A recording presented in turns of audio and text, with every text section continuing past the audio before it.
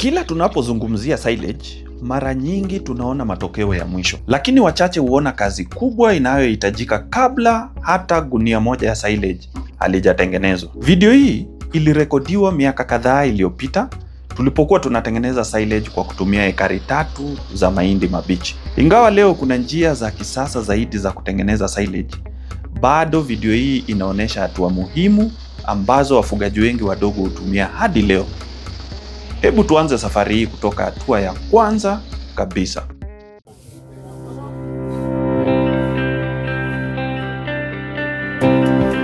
Ama ndume. Ram moja anaweza kuadhimu. Lakini water iko tu silent. Iko silent, inatata vizuri. Karibu kwenye kipindi cha ufugaji wa dopa bora. Mahali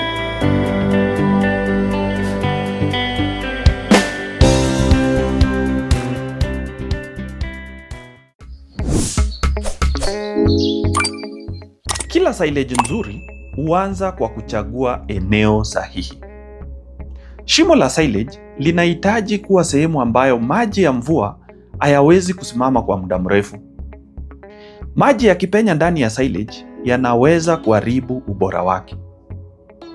Kwa mradi huu, tulichimba shimo lenye urefu wa takriban mita 10 na upana wa mita 5. Lakini jambo ambalo watu wengi hawajui ni kwamba shimo hili alikuwa na kina kinachofanana. Mwisho mmoja ulikuwa na kina cha takriban futi 6 kwenda ndani. Sehemu ya katikati ilikuwa takriban futi 3 na mwisho wa mbele ulikuwa takriban futi 1 tu. Muundo huu ulirahisisha kujaza na baadaye kutoa silage wakati wa matumizi. Kuchimba shimo hili hakukuwa kazi ndogo. Wafanyakazi watatu walitumia siku 3 wakichimba mpaka likawa tayari. Hapo ndipo safari halisi ilianza.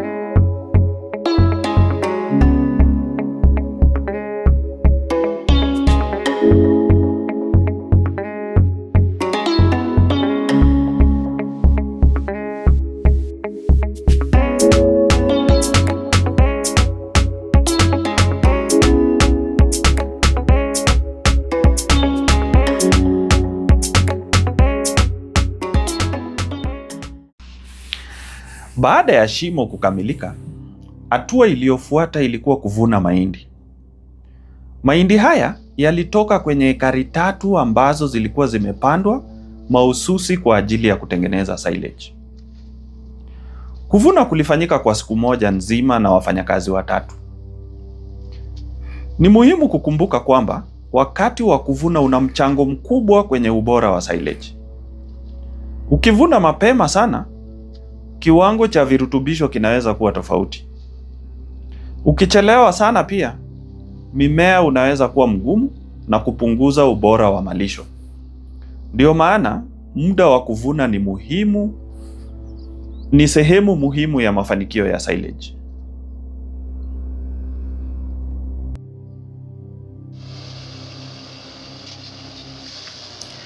Baada ya mahindi kufikishwa karibu na shimo, hatua iliyofuata ilikuwa kuyakata vipande vidogo na kuyaweka ndani ya shimo.